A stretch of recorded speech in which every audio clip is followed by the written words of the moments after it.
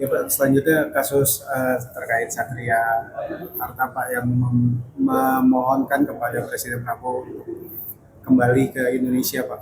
Ya, dalam hal ini Kementerian Luar Negeri dan juga KBRI Moskow telah memonitor konten yang dibuat oleh yang bersangkutan.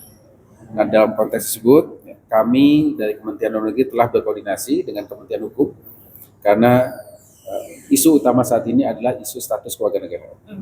Nah, oleh karena itu sesuai dengan ranah kewenangan yang ada, isu kewarganegaraan ditangani oleh Kementerian Hukum.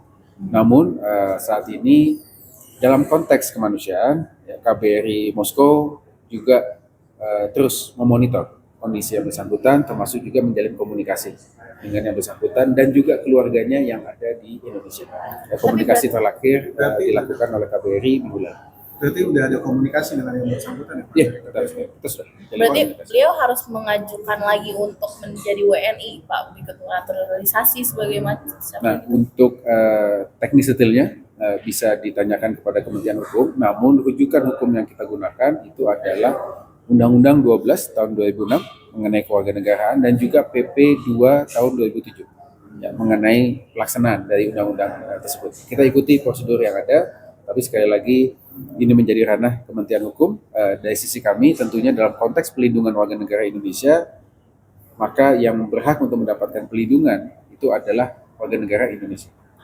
Namun dalam konteks kemanusiaan kita juga tetap menjalin komunikasi karena keluarganya kan juga ada di Indonesia. Berarti secara teknis banget sebenarnya nggak ada urusan karena beliau udah bukan lagi WNI gitu ya Pak ya, maksudnya gitu nggak sih? Tapi karena kemanusiaan yang ada keluarganya makanya terkait perlindungan WNI khususnya perempuan di luar negeri. Sejauh ini kalau dari Kemlu seperti apa Pak?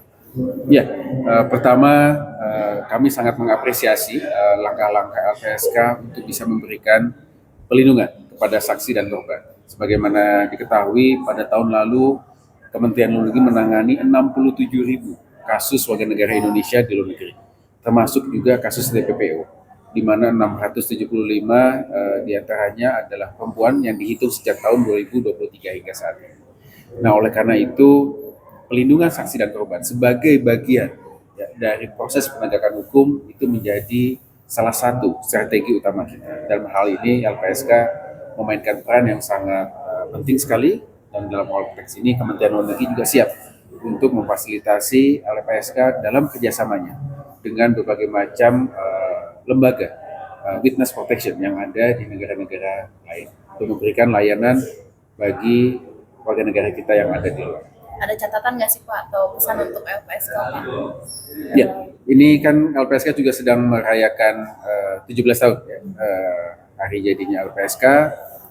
Ini usia yang remaja dan akan beranjak dewasa. Tentunya ini menjadi kesempatan bagi LPSK dan juga seluruh komponen masyarakat bisa memberikan layanan pelindungan yang terbaik bagi saksi dan korban sebagai bagian utuh dari proses penegakan hukum. Tadi kami sampaikan bahwa tantangan utama kita adalah bagaimana bisa menghadirkan negara kepada saksi dan korban ini agar mereka bisa nyaman dan merasa aman untuk memberikan kesaksian dan mengikuti proses hukum di pengadilan. Nah, oleh karena ini bukan hanya tanggung jawab LPSK, tapi tanggung jawab seluruh komponen masyarakat untuk bisa memajukan hal tersebut. Kalau kasus-kasus perempuan di luar negeri yang butuh perlindungan LPSK selama ini kendalanya gimana sih Pak? Kan jangkauannya lumayan sulit ya untuk LPSK, untuk negara atau pihak luar.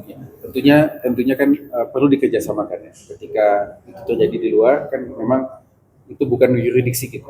Namun kita bisa lakukan kerjasama dengan lembaga witness protection yang ada di negara setempat. Nah, ini tentu perlu proses untuk hal tersebut. Namun Angkanya Pak paling tinggi itu ada di negara mana ya Pak? untuk angka Perlindungan di luar negeri perempuan.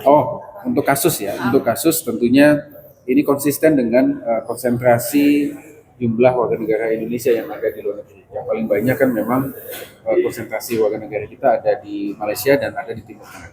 Kasusnya tindak pidana salah. Jadi pertama yang paling banyak itu adalah kasus pelanggaran keimigrasian. Yang kedua kasus ketenagakerjaan. Dan yang selanjutnya itu seperti kasus-kasus high profile seperti TPPO. kalau yang justru menjadi korban di luar negeri seperti apa kasusnya? Apakah cukup tinggi gitu misalkan? Iya, itu kebanyakan adalah kita menjadi korban.